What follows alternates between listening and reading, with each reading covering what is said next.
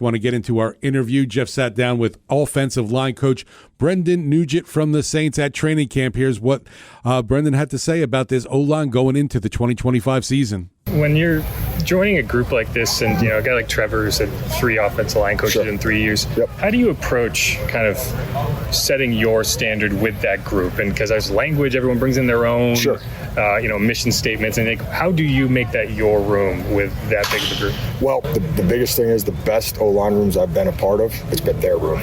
Those are the best ones, right? And it's, me, my job in this, when you have a good room like we have, because we have a very good room, it's kind of just steering them and guiding them where we need to go, right? Like, we can have a standard as coaches for them, and we can try and hold it to them, but the best groups I've been around, the room holds everybody accountable to that standard. So you kind of come in, we set the standard, this is what we expect. We talk about easy wins, things like that are every day that, hey, like TNT takes no talent, right? These are things we can do every day that take no talent, right? And those are easy wins. And then everybody just holds each other to that standard. And then the room, somebody's dragging, I don't have to do much if it's a good room. They're bringing them along as we go. So that's kind of what we've been trying to instill since we got here is like, hey, man, like, this is ours together, right? It's not my room. It's not Eric's room. It's not Caesar's room. It's not Tyler's room. Like, this is our room, right, together, right? The better you play, I always joke about it. It's like we're coworkers, right? Like, the better you play, the longer your career is. The better you play, I keep my job.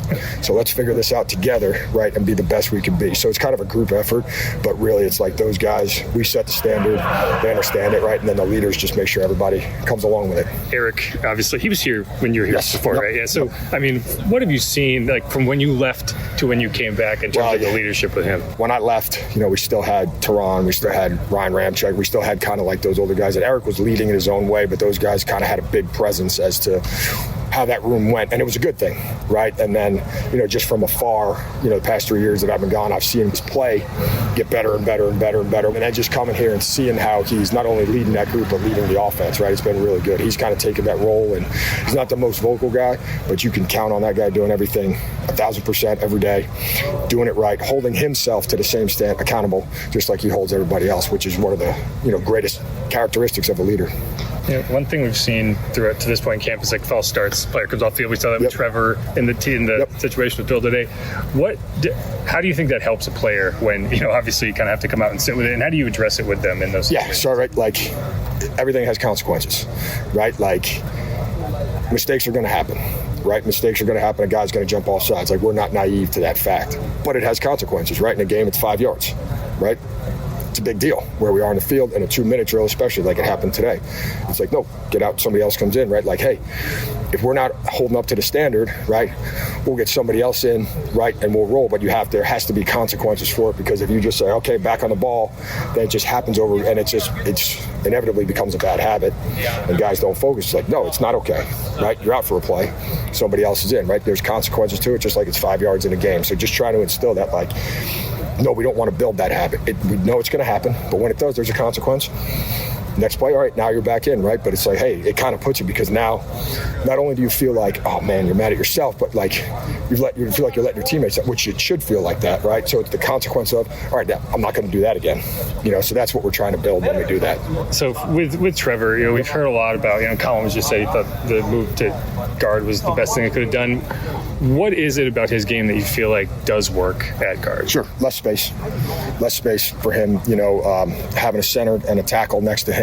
Like, he's strongest when he gets on guys fast, right? That's kind of his game. And I remember him. I wasn't here when they drafted him, but I remember evaluating him when he was coming out. And I won't say I necessarily saw him at guard, but like, his strengths to me were like, man, when he gets his hands on guys, that's when he wins, right? And he can move people. He's strong. He's big. So it's like kind of moving him there. We're kind of asking him to do the stuff he's good at, more so than at a tackle where there's a little more space, where he's not on a guy as early as he is inside at guard, if that makes sense. So that was the thought process behind it, and we're working towards it. It's still a little new for him, but it's good. It's kind of like when he gets in there, it's like, oh, I can get this sooner, right? And so you can kind of see the light bulb starting to turn on a little bit for him as we go, and we got to keep building. And what struck me when I talked to him during, OTs, minicamp, whatever it was, is, a lot of times you move somebody's position, they might not be a fan of it. They might do it because they're professional, but it might not always be, something they're thrilled about. Yeah. He seems excited about it. It seemed like he really embraced it. Have you experienced the same thing? Yes, absolutely. He was very excited about it, because when we talked about it, kind of just what I explained to you is kind of what we what I had that conversation with him and Kellen with him, and we're like, man, we think this plays to what you do well, and he's very excited about it. The biggest thing I think for him is, most of his career he's played in a left-handed stance.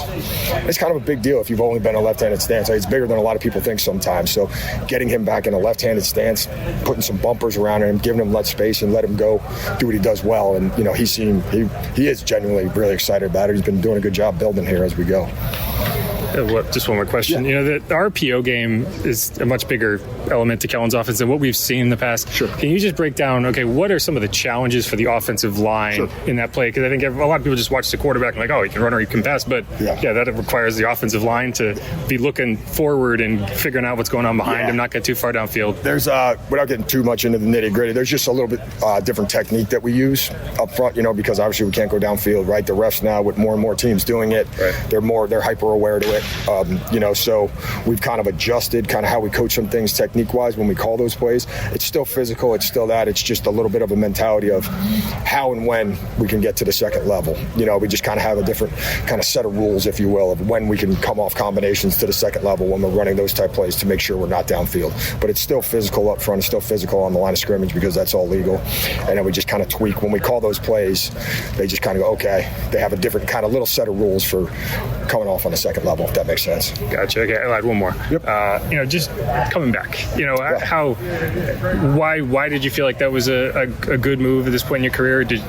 Were you excited to come back? Yeah. What kind of went into that? Very excited to come back. Obviously I was here for 7 years. It's the longest I've been anywhere in the 21, 22 years, whatever it's been in this business. My youngest 2 kids were born here. My family loves it here. I love it here. So that was a big factor and exciting. I know this organization. I know that it's run well. I know all the things. You kind of been other places and you see different things, and it's like coming back to something you know they're going to do everything for you to be successful, all those things. And then probably the biggest thing for me is I believe in Kellen. I believe how he builds it, how he's going to, how we're going to build this thing together, having been with him. And, he and I were in touch a lot last year when I was in Seattle and he was in Philly. And, I'm just a believer in how he sees it, how he wants to go about it, and how we can get this thing going back to, what it was when I was here last time. So very excited to be back. Yeah, and the fans are always going to be willing to sit out in 100 degrees to watch practice. That's it's wild. I always question. I swear, I was joking with some of the new guys here. I was like, does anybody work down here? Like, what is it, Wednesday afternoon? I'm looking out in the stands. I'm like, holy cow, it's 10 o'clock in the morning. It's awesome. That's why fans for Fanatic. I love it. Right. I appreciate it, man. Absolutely. Thanks, Jeff. Jeff, good stuff with Brendan Nugent there. And like he said, back with the black and gold, was with the team initially 2015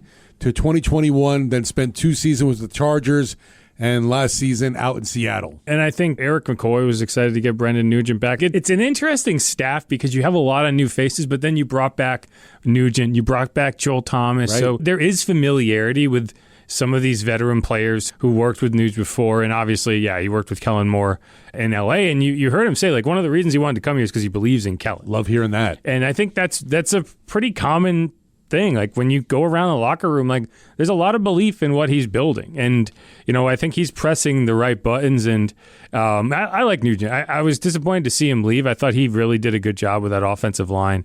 They've kind of just run through a stable of guys, and Doug Marrone and John Benton last year I thought did a good job. He's more of a teacher, and I think that's with this coaching staff, there's really an emphasis on development, on teaching, and you need that because it's a young group. You got young quarterbacks, you got young offensive linemen, you got young defensive backs, right? Other than the safeties, it's a very young group, and so you need coaches that are going to show up and teach, not necessarily just kind of hand people the game plan and say figure it out. And that's a change, right? In the end of the Sean Payton era, a lot of this was on the veterans to handle things on their own, and you had the players that you trusted to do that. You weren't giving significant roles to young players. That's not something you can say now.